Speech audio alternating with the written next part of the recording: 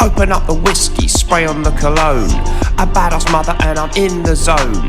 I got more fragrances than Italy's got pizzas. That's why I'm like a magnet for the senoritas. I splash it on like it's going out of style. You smell me coming from within a half mile. I got the Tom Ford and the Valentino. I'm not as big as Jeremy yet, but what does he know?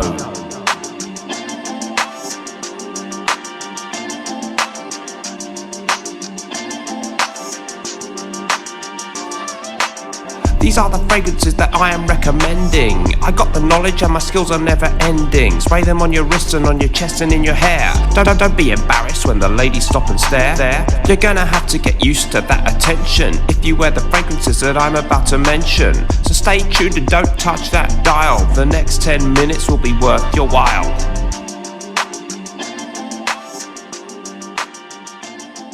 Hello everyone, welcome back to the Mr. Smelly Fragrance Show. So today we're going to have a look at 5 great fragrances for men for autumn 2020. Today's fragrance review is brought to you by my great friends over at Fragrance Samples UK. That's my recommended place to get fragrance samples if you're in the UK or in 14 other EU countries, which you can find listed in the description. They ship to those countries too. And you can find the link for the Fragrance Samples UK website in the description of this video. It's a superb site. They've got over 600 designer and niche fragrances, and it's run by my great friend Greg from the Greggieboy76 YouTube channel, one of my favourite all-time fragrance reviewers. So let's get stuck into my list of 5 great fragrances. First up, it's an amazing scent. This is CHYPRE SIAM from Rogue Perfumery, an amazing CHYPRE fragrance from perfumer Manuel Cross, the main man there at Rogue Perfumery.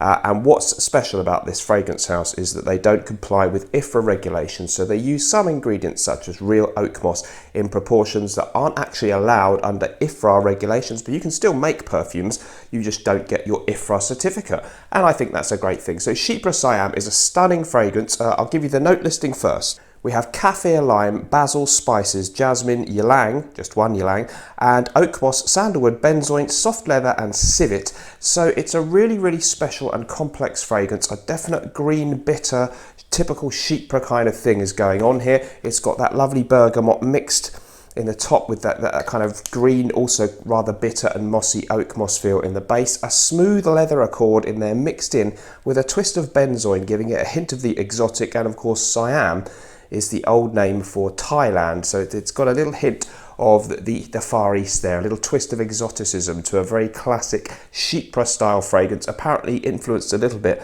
by Coty's original CHYPRE, a real classic mainstay of European perfumery, the fragrance that really kind of launched the genre of CHYPRE for many people. So a very, very classic and beautiful fragrance, kind of a unisex smell, a mixture of sweetness with green bitter notes and a smooth leathery quality that is quite magical and unique. A little bit of a retro vibe, really nice performance and an absolutely beautiful scent. There's a few others from this house that I'd highly recommend you check out, but at the moment my favourite, CHYPRE SIAM, stunning stuff. Don't forget, if you're enjoying the video and you haven't already subscribed to the channel, please hit the subscribe button down there, then you won't miss any of my future videos.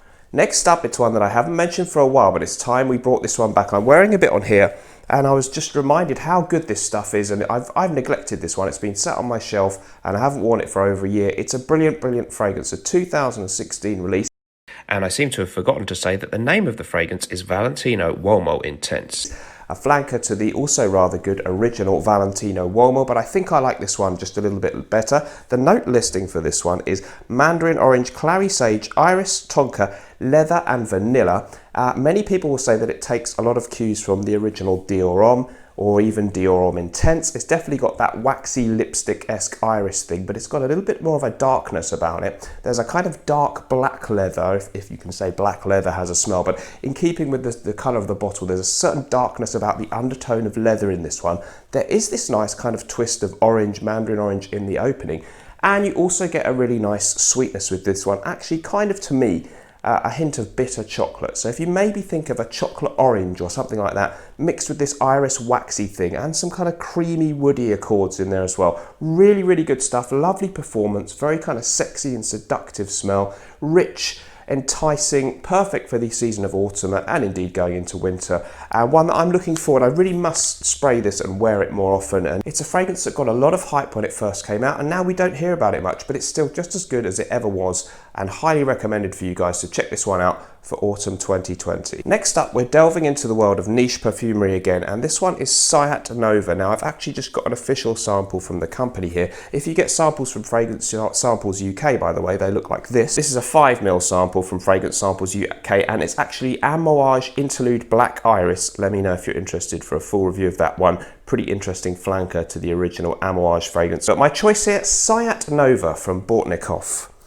Incredible fragrance, got a lot of talk from the BORTNIKOFF fans out there when this one came out, and I think it's a real favourite amongst some of them. Kind of regarded as a gourmand scent, and SIAT Nova, I found out researching this video, an Armenian poet or troubadour, songwriter and poet from, I think, the 18th century. So a famous figure in Armenian history, and that's all I can tell you about him, but I can tell you a little bit more about the fragrance.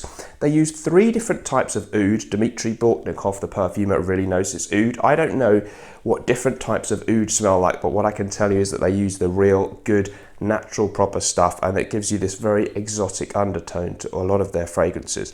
Other notes include rum, vanilla, apricot, narcissus, magnolia and oak moss. So it's very, very rich. There's a slightly boozy stroke chocolate mixture in the opening of the fragrance, and then as it dries down, the dark woody undertones come in, and you do actually get this really nice base of oak moss, as I'm kind of an oak moss fan, and maybe that's why I really like the dry down. So I would call this a very, very sophisticated exotic gourmand fragrance. It's not just like a bag of sweeties or a chocolate cake, but there is this dark chocolatey thing mixed with mysterious dark oud wood, and a little bit of a classic old school perfumery base there with the oak moss. Really, really complex, really rich, still getting to know it from my sample. And the BORTNIKOFF range, really worth checking out. Really exciting fragrance house, but for the autumn time, I think when you want something spicy, something rich, something sweet, and again seductive and maybe mysterious, I think SIAT Nova would be an amazing fragrance. Very tempted to try and pick up a full bottle of that one, I must say. Next up, we're going for a perennial favourite, I'm afraid, in my autumn list, but it's, you know, I just couldn't leave it out of this video. NAXOS by XERJOFF, one of my favourite tobacco scents ever. The Italian house of XERJOFF, absolute masters actually of citrus fragrances, and there is a bit of citrus in the opening of this one.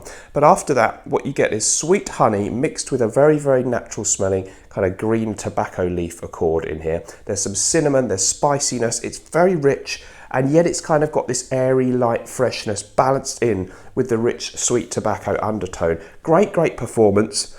Just a fantastic smell. People compare it to Pure Havane by Mugler.